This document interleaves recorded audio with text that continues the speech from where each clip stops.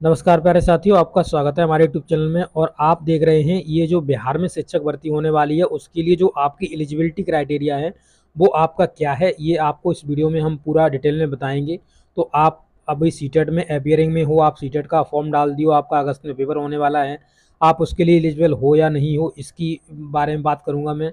यहाँ पर आप अपने जो शिक्षण प्रशिक्षण कोर्स है, यानी आप बीएड कर रहे हैं, डीएलएड कर रहे हैं और जो भी 2 वर्षीय कोर्स आपका होता है वो आप कर रहे हैं और लास्ट ईयर में हैं, तो आपका जो एग्ज़ाम है कब तक हो जाना चाहिए, आपका कब तक रिजल्ट आ जाना चाहिए, वो भी मैं इस वीडियो में बताऊंगा कि आपको ये जो कोर्स है वो कब तक आपके हो जाने चाहिए तो आप एलिजिबल होंगे। तो देखिए यहाँ प्राइमरी के लिए आपका बीएड है, बीएड एलिजिबल है, परंतु बीएड को 2 साल के अंदर आपका जो 6 मंथ का ब्रिज कोर्स है वो यहाँ पर कंप्लीट करना होगा 6 मंथ के अंदर। तब जैसे मान लीजिए आपको आज नियुक्ति मिल जाती है तो आज के 2 साल के अंदर आपको क्या करना होगा, 6 मंथ का ब्रिज कोर्स करना होगा। यहाँ पर अगर हम बात करें जो डीएलएड होता है, बीटीसी होता है और अन्य जो प्रशिक्षण कोर्स आपका 2 वर्ष का डिप्लोमा होता है, वो अगर आपका कोर्स है और आपने करा है तो आपको 6 मंथ के ब्रिज कोर्स करने की कोई भी ज़रूरत नहीं है। तो ये आपका जो डाउट है वो क्लियर हो जाता है। और इसका जो डिटेल में यहाँ पर आप देख सकते हो, यहाँ पे पूरा डिटेल में यहाँ पे सब चीज़ दी गई है। तो यहाँ पर देख सकते हो शिक्षा, यहाँ पे सभी चीज़ यहाँ पे देख सकते हो कौन कौन एलिजिबल है। तो ये मैंने आपको बता दिया, शॉर्ट में बता दिया, ये सभी आपके जो कैंडिडेट्स हैं वो आपके यहाँ पर एलिजिबल होंगे, ठीक है। और यहाँ पर जो माध्यमिक स्तर की बात करें तो माध्यमिक स्तर में यहाँ पे जो बीएड है वही बीएड को ही यहाँ पे एलिजिबल किया जाता है। तो यहाँ पे बीटीसी वाले एलिजिबल नहीं होते। तो आप देख सकते हो बीएड, बीएड यहाँ भी आप देख सकते हो, इसका पूरा यहाँ पे डिटेल में पढ़ सकते हो जो भी यहाँ पे दिया गया। तो यहाँ पे सब बीएड वाले ही एलिजिबल होते हैं। तो ये चीज़ आपको याद रखनी। सब्जेक्टिव वाइज यहाँ पे आप देख सकते हो सभी का जो कॉम्बिनेशन है वो यहाँ पर सब कुछ लिखा हुआ है, तो आप आसानी से इनको देख सकते हो। और यहाँ पर आप देखोगे 11 और 12th में यहाँ पर भी आपको बीएड ही एलिजिबल होता है। यहाँ जो आपका 2 वर्षीय डिप्लोमा वाला कोर्स है वो यहाँ पर एलिजिबल नहीं होता है। तो ये आपको याद रखना है, ठीक है। तो ये सभी आपकी एलिजिबिलिटी यहाँ पे लिखी हुई है, तो आप इसको पूरा डिटेल में पढ़ना चाहो तो पढ़ लीजिए, कोई भी यहाँ पे आपको प्रॉब्लम नहीं है। अब देखिए यहाँ पे मैं एक बहुत ही इंपॉर्टेंट कौन यहाँ पे बात करता हूँ जो बहुत सारे लोगों का डाउट है और बहुत सारे क्वेश्चंस हमारे पास भी आ चुके हैं इस चीज़ को रिगार्डिंग के।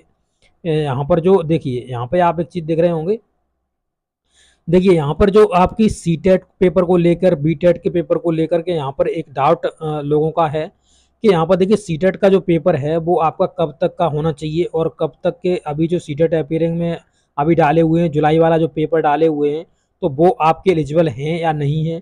तो देखिए ये जो जुलाई वाले कैंडिडेट्स हैं वो टोटली एलिजिबल हैं, इसमें कोई भी दिक्कत नहीं है। और देखिए जितने भी अदर स्टेट, देखिए यहाँ पे जो अदर स्टेट के कैंडिडेट्स की बात करूँ तो उनको यहाँ पर 90 नंबर ही लाने पड़ेंगे सीटेट में, क्योंकि हर एक अदर स्टेट में अगर आप जा रहे हो किसी अन्य स्टेट में तो आप हमेशा जनरल में ही काउंट किए जाते हो। ये चीज़ याद रखना आप, ठीक है। तो यहाँ पर आप देख सकते हो, यहाँ पे जो प्राइमरी बेस पर करें तो यहाँ पर आप देखेंगे तो यहाँ पे आपका अगर बीटेड का पेपर फर्स्ट है या फिर आपके पास सीटेट का पेपर फर्स्ट है तो आप टोटली एलिजिबल हो। और यहाँ पर जो जुलाई 2023 का सीटेट है ये आपका 31 अगस्त 2023 तक इसका जो एग्ज़ाम है वो आपका हो जाना चाहिए। और आपको पता है इसकी जो एग्ज़ाम की डेट है वो कितनी है, 20 अगस्त है। तो आपका एग्ज़ाम हो जाएगा, फिर आपको कोई टेंशन नहीं है, आप टोटली एलिजिबल हो गए। तो यहाँ पर ये डाउट काफ़ी लोग ये कह रहे थे कि यहाँ पर जो 31 है, 31 अगस्त तक तो मान लीजिए एलिजिबिलिटी उसने मांगी है और 20 अगस्त को इसका एग्ज़ाम होगा तो 10 दिन में रिजल्ट तो आ नहीं जाएगा। तो रिजल्ट आने की बात नहीं करी गई है, यहाँ पर केवल आपका एग्ज़ाम हो जाना चाहिए, यानी परीक्षा हो जानी चाहिए। इस पॉइंट को भी मैं आपको दिखा दूंगा, देखिए यहाँ पे मैं इस पॉइंट को भी दिखा दूं। तो यहाँ पे आप देखिए ये पूरा जो आपको बॉक्स दिख रहा है यहाँ पर, ये इसी के रिगार्डिंग आपका पूरा पॉइंट है, जिसको आप देख रहे होंगे तो लिखा हुआ 1 से लेकर 5 तक के ऐसे उम्मीदवार शैक्षणिक योग्यता धारण करते हों जो सीटेट पेपर फर्स्ट के उत्तीर्ण हों परंतु शैक्षणिक योग्यता संबंधी पाठ्यक्रम के अंतिम वर्ष में हो। देखिए अगर आप सीटेट उत्तीर्ण हो और अंतिम वर्ष में आपका जो शिक्षण प्रशिक्षण कोर्स है वो आपका चल रहा है, यानी बीएड आप अंतिम वर्ष के हो, अंतिम वर्ष में कर रहे हो, यानी जो आपका जो अंतिम जो सेमेस्टर होगा या आपका ईयरली हो रहा है तो 31 अगस्त से पहले इसकी एग्जाम हो जानी चाहिए।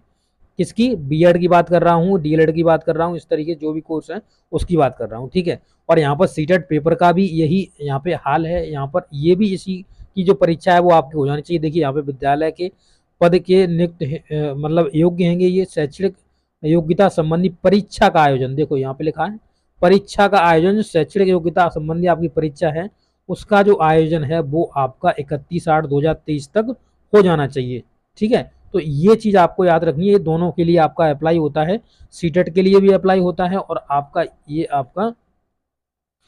आपकी शैक्षणिक प्रशिक्षण कोर्स के लिए भी अप्लाई होता है। तो इस चीज़ को आपको कोई भी यहाँ पे प्रॉब्लम नहीं होगी, तो ये चीज़ आप याद रख लीजिए यहाँ पे। ठीक है, तो यहाँ पे देखिए पूरा यहाँ पे बताया गया है और यहाँ पर आप अगर नीचे जाएंगे तो नोट में पॉइंट देखेंगे यहाँ पर, तो पूरे पॉइंट्स यहाँ पे लिखे हुए हैं। देखिए, शिक्षण प्रशिक्षण जैसे अभ्यर्थी जो शैक्षणिक योग्यता धारण करते हों, पात्रता परीक्षा उत्तीर्ण हों अथवा शिक्षण प्रशिक्षण कर लिए हों या शिक्षण प्रशिक्षण की परीक्षा में सम्मिलित होने वाले हों, यानी जो आप सम्मिलित होने जा रहे हो विद्यालय अध्यापक पद के लिए आपके ये एलिजिबल होंगे, बशर्ते इनका जो परीक्षा होगी, यानी कि जो इनके एग्जाम होने चाहिए, यानी जैसे आप 4th सेमेस्टर में हो, बीटीसी के मान लीजिए, या मान लीजिए डीएलएड बीटीसी के हो, या मान लीजिए बीएड के हो, या मान लीजिए जो भी प्रशिक्षण कोर्स आपका 2 साल का चलता है, उसके लिए अगर आप लास्ट सेमेस्टर में हो और लास्ट सेमेस्टर की जो एग्जाम हो जाती है वो आपकी 31 से पहले हो जाती है, तो आप टोटली एलिजिबल इसके लिए हो गए। तो इसके लिए आपको क्या करना होगा, तो देखिए यहाँ पे लिखा भी हुआ है कि देखो, उन्हें ऐसी परीक्षा में 31/8/2023 तक भाग लेने का प्रमाण पत्र, एडमिट कार्ड या परीक्षा फल सहित शैक्षणिक अर्हता संबंधी आवश्यक प्रमाण पत्र की मूल प्रति या क्या करना होगा, आपको सत्यापन हेतु मांगे जाने पर समय पर उपलब्ध करनी होगी और आपको ये चीज़ दे देनी होगी कि हाँ देखिए हमने परीक्षा यहाँ पर दी हुई थी, शैक्षणिक अर्हता मान्य होगी। आवेदन के समय उन्हें इस आशय पर स्वयं घोषणा पत्र आपको एक मिलेगा, उसमें सेल्फ डिक्लेरेशन ये चीज़ देनी होगी, तो वहाँ पे टिक एक देना होगा। देखिए, अतएव सभी प्रमाण पत्र यदि आवेदन जमा करने से समय पूर्व से ही निर्गत हो तो उपर्युक्त स्व घोषणा आधारित विकल्प नहीं होगा। अगर आपने पहले से ही ऑलरेडी ये कर रखे हैं तो आपके लिए ये बॉक्स नहीं मिलेगा। ऐसे अभ्यर्थी को ऐसे प्रमाण पत्रों से संबंधित अनिवार्य ऑनलाइन आवेदन में अंकित करना होगा और उनकी छाया प्रति भी लेनी होगी। तो ये चीज़ आपको देखने के लिए मिलेगी। तो यहाँ पर आप देख सकते हो पूरा यहाँ पे एलिजिबिलिटी के रिगार्डिंग ये आपके जो डाउट्स है वो मैंने आपको क्लियर कर दिए हैं। तो आप इस चीज़ से बिल्कुल भी निश्चिंत रहिए। आप मान लीजिए कि आप एक क्वेश्चन और हो सकता है आपका, जैसे आप बीएड में हो या डीएलएड में हो या जो भी आपका 2 ईयर का कोर्स होता है, तो यहाँ पर आप क्या हो, जैसे मान लीजिए आपका किसी में बैक लग गया है और आपका जो एग्जाम है वो 31 से पहले नहीं हो रहा है, तो आप कतई एलिजिबल नहीं रहोगे। आपके जो बैक का पेपर है वो 31 अगस्त से पहले हो जाना चाहिए। ठीक है, तो ये आपके लिए एक क्राइटेरिया रहेगा। तो इसके रिगार्डिंग आपके जितने भी डाउट्स थे शैक्षिक अर्हता से रिगार्डिंग आपके मैंने क्लियर कर दिए, और आप डिटेल में पढ़ना चाहते हो ये सब कुछ आप पढ़ सकते हो, जितनी भी आपकी एलिजिबिलिटी है उसके रिगार्डिंग आप सभी चीज़ों को पढ़ सकते हो। तो आपको ये वीडियो कैसा लगा है, अच्छा लगा तो अपने दोस्तों जरूर शेयर करिएगा। मिलेंगे नेक्स्ट वीडियो में। Okay, thank you.